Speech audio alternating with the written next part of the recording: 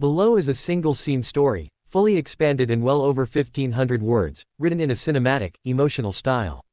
The entire story takes place in one continuous moment, no scene breaks, no dialogue formatting, just one powerful unfolding scene.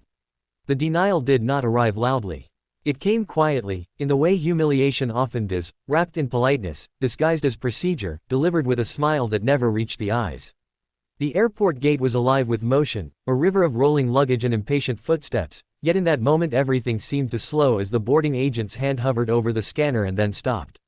The woman standing before the counter had already extended her boarding pass, her posture calm, her expression composed, the kind of stillness that comes from years of learning not to react too quickly. She wore a tailored navy coat, simple gold earrings, and carried herself with a confidence that did not seek attention. First-class boarding had just been announced, and she had stepped forward with the rest of the small group, blending in without effort. But something in the agent's eyes shifted the instant the name appeared on the screen. There was a pause, too long to be accidental. The agent's fingers tapped the keyboard once, twice, then stopped again. Around them, passengers continued moving, boarding passes beeping cheerfully as others were waved through. The woman waited, patient, accustomed to delays, accustomed to systems that moved slowly when they wanted to. The agent finally looked up, her smile tightened, and she gestured slightly to the side, indicating that the woman should wait. No explanation was offered, no apology, just a subtle redirection, as if this were the most natural thing in the world. Minutes passed. The first-class line thinned. A man in a wrinkled blazer was waved through without hesitation. Another passenger laughed with the agent, exchanging small talk, then disappeared down the jet bridge. The woman remained standing to the side, her boarding pass still in her hand, the unspoken question hanging in the air. She glanced at the screen behind the counter, which still read first-class boarding in bold letters. She checked her pass again, not because she doubted it, but because she had learned that sometimes people needed proof repeated twice before they believed it. Finally, she stepped forward again, gently placing the boarding pass on the counter. The agent's eyes flicked down and back up, and this time the smile vanished completely. The agent said something brief, something rehearsed, something about a seat reassignment, and a system issue, her tone clipped and final. The woman listened without interrupting, her face unreadable. Around them, a few nearby passengers slowed, sensing tension the way animals sense a change in weather. A man behind her frowned. A woman clutched her purse a little tighter. The agent slid the boarding pass back across the counter, not meeting the woman's eyes. The implication was clear: step aside, you do not belong here. The woman did not raise her voice. She did not argue. She simply stood there, absorbing the weight of the moment, the familiar sting of being quietly told no, of being reminded that credentials and tickets and achievements sometimes mattered less than perception. She could feel the heat rising in her chest, not anger exactly, but something heavier, the exhaustion of having seen this before. She stepped aside once more, this time fully out of the boarding lane, and watched as the final first-class passengers were waved through. The gate area grew quieter as the general boarding groups were announced. People glanced at her, some with curiosity, some with discomfort, some with indifference. She felt invisible and hyper-visible all at once, standing there with a first-class ticket that suddenly seemed theoretical. What no one around her knew, what the agent certainly did not know, was that this woman had spent her life mastering moments like this. She had learned early that power did not always announce itself, that the most influential people in a room were often the quietest. She had built a career not on loud declarations but on precision, on preparation, on knowing exactly when to act. The airport noise washed over her as she reached into her coat pocket and withdrew her phone, her movements unhurried. She did not rush. Rushing would suggest desperation, and she was not desperate. She scrolled calmly, thumb moving with practiced ease, and selected a contact saved simply under a first name. The phone rang once, then twice, then connected. She did not step away. She did not lower her voice. She spoke softly, efficiently, relaying facts without embellishment: the flight number, the gate, the boarding issue. Her expression remained composed, but her eyes were sharp now, focused. Whatever was being said on the other end caused her to nod once, slowly, as if confirming something she already knew.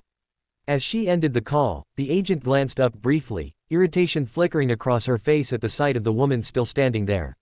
The general boarding announcement echoed overhead. A line began to form again, longer this time, messier. The woman remained exactly where she was, just to the side of the counter, neither obstructing nor retreating. She was waiting. The change came subtly at first. A supervisor approached the gate, her stride brisk, her expression serious. She leaned in toward the agent, speaking quietly but firmly, her eyes flicking between the screen and the woman standing nearby.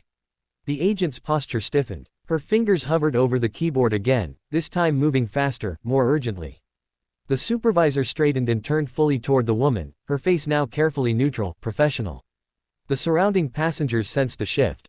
Conversations paused. A few people leaned slightly closer, pretending to adjust bags or check phones while listening. The woman met the supervisor's gaze evenly, offering no smile, no challenge, just presence. The supervisor gestured toward the counter, indicating that the woman should step forward. She did, placing her boarding pass down once more, the same piece of paper that had been dismissed minutes earlier now treated with new respect. The supervisor scanned the pass herself. Her expression changed, not dramatically, but enough. A subtle tightening around the eyes, a brief inhale. She glanced at the agent, then back at the woman. Something unspoken passed between them, a recalibration of assumptions. The supervisor nodded once, then turned to the agent and said something that caused the agent's face to flush, color rising quickly up her neck. The agent reprinted something, hands shaking just slightly, and slid a new boarding document across the counter. This time, it was accompanied by an apology, delivered stiffly, as if forced through clenched teeth. The woman listened, accepted the paper, and said nothing. She did not need to. The balance of power in the space had shifted so completely that words were unnecessary. But the moment was not finished. The supervisor did not leave. Instead, she stood there, addressing the agent again, this time with a firmness that could not be mistaken. Other staff members had begun to notice, gathering subtly, pretending to busy themselves nearby. The woman stood quietly as the conversation unfolded around her, the airport hum continuing as if nothing extraordinary were happening, even as something very important was. The supervisor gestured toward the jet bridge, then toward the agent's terminal. The agent nodded repeatedly, her earlier confidence gone. The supervisor then turned back to the woman, her tone now careful, respectful, offering assurances that went beyond the seat itself. The woman acknowledged them with a slight nod.